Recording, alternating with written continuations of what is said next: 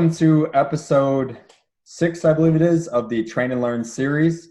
Today, the guest that we have is my brother, which is Ryne Bandolik. Ryan, you want to explain a little bit of what you do and kind of the business that you have? Yeah, for sure.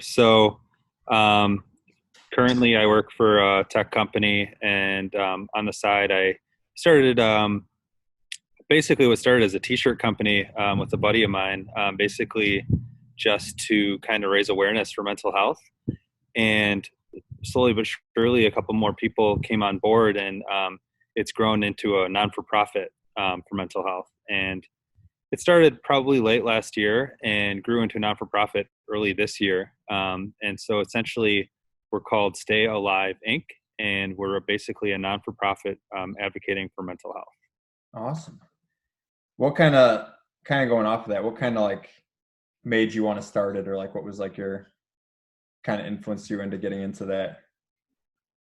Yeah. So honestly, like there was a time, I believe it was in 2019, where like all these celebrities were slowly but surely coming out with either experiencing, severe mental health issues, or actually, ending their life. And that, in combination with school shootings and just a lot of actions that were just kind of being prompted by just people not having good mental health, um, really just got the shirt company that we started. It already had the name Stay Alive, so we figured, what better way to advocate for mental health than a brand name like that, right? And so, yeah, it just came on our hearts to really just start making an impact, bigger than just raising awareness through clothing. We figured there were ways in the community, and um, I guess online and digitally, that we could really impact people who are struggling with issues with mental health. Kind of segueing off that last kind of thing you said, for some people who may not understand, I know mental health is something that's been highlighted more recently. For someone who maybe doesn't have a full understanding, could you kind of explain what mental health is, or what it means to you, and why you think it's important for people to take care of it as well? Yeah, so mental health is really, it's a muscle, right? It's like you with your training, right? You're focusing a lot on the physical, but the other half of that is the mental, right? In order for someone to be successful, I mean, you look at like Jordan, Kobe, or any of these athletes out there, right? Like, the reasons why they were so good at what they did was because they put extra effort into the mental part. They were getting up at 6 in the morning every day. They were setting, routines, and changing their routine, and basically just sharpening their mind. Um, so that's kind of like the positive side. The other side is, you know, um, people who deal with anxiety or depression, or, you know, issues with eating. Like, all of those things exist in our brain. It's just how we combat them. And so there's ways you can sharpen them by, like, exercising, or getting outside, or the biggest, in my opinion, is community. And that's something we're really trying to focus on with Stay Alive, is community. um, Getting around other people and talking. It just has such a huge impact on your soul, and eventually it just radiates into everything else. That's awesome. And then kind of going off of that too, like with the times right now, a lot of people are home from work and we're told to do the exact opposite and kind of stay away from people physically. So what are some things that you think people could do now to still keep in touch with people, or like what are some things you guys have as well that people could like take advantage of that are offered from a distance? Yeah, for sure. So yeah, going back to community, like, it's extremely important, and we're kind of you know limited now by what's going on with COVID-19. But there's ways around that, as you've seen, like with your business, like, you're getting more into the digital space, and that's something we've really tried to move into with Stay Alive. And so, if you go to our website or our Instagram, there's a link where you can join our chat community. And essentially, this brings you into our platform, where you can literally come into a channel and talk about literally anything: anxiety, depression, movies, music, fitness, um, and just get alongside other people who are at home and passionate about some of these different facets. And we've really been trying to highlight that and bring that to life. And so, yeah, I mean, hopefully this video encourages more people to join, because it's really a great outlet, just to get around others and kind of talk through some of the things you're going through. So yeah, that's really what we're focusing on. And out of that, really, the ultimate goal is to create mental health support groups, right? And so these would eventually meet via Zoom or Google Hangouts, and we'd have different topics throughout the week. You can hop in, and we'd have a session. And the idea there is that whether it's anxiety, depression, or substance use, we really just talk about it and let people share their stories. That's kind of our big culture with Stay Alive, is sharing your story, no matter how big your platform is. So really, like, what we're trying to do with Stay Alive is just offer anyone the opportunity to come on and share something they've been through, to really just provide an opportunity for other people who have dealt with something similar to see that there's light at the end of the tunnel and there's a way out, and there's positive ways to go about doing that. So is that like kind of the podcast that you're talking about, where you bring on different guests, or is that like with the chat too? So like both of those? Yeah, I mean, all our different forms of communication really are around that same mindset. And so, yeah, our podcast is another way that we recently launched this year with the help of Sarah, who's just an incredible just person. I mean, she's just brought out just these awesome stories from these people that have signed up, through our website or on our Instagram to come on our podcast and share something they've been through. And we've gotten a lot of messages, emails from people that have heard these stories, and they're like, wow, that really resonates with me. And it's just awesome to see, like, the impact, right? Like, little or small, like, you're making an impact. The size doesn't matter. If we get to one person, like, we've done our job, right? And we've already seen that. And so it's just incredible, man. And I'm just glad we get to do that. That's cool. So like some of these guests for the podcast are people who struggle with stuff like that. So like if I'm listening to an episode for the first time, like I just kind of get to hear their story, is kind of what you're getting at. Yeah, exactly. So we have all types of stories on the podcast. We did a series on eating and just some of the struggles that come with weight and nutrition. We've also talked about experiences with depression and just anything. Anxiety is really a big thing too that we've gotten into.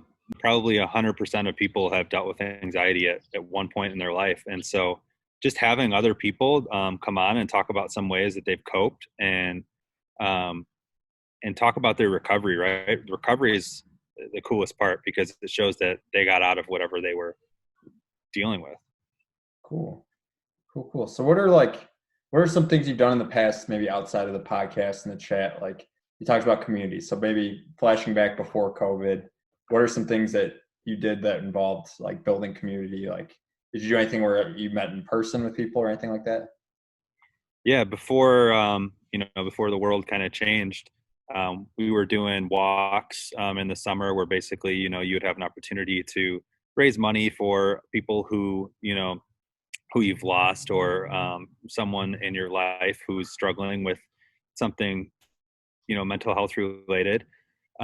We've also done some outreach with schools and just met with kids and just hung out. We did a basketball event, which was really cool. And we also did an event in the community on the south side of Chicago just for stopping the violence. I mean, when it comes to Stay Alive, like it's we don't want to be limited by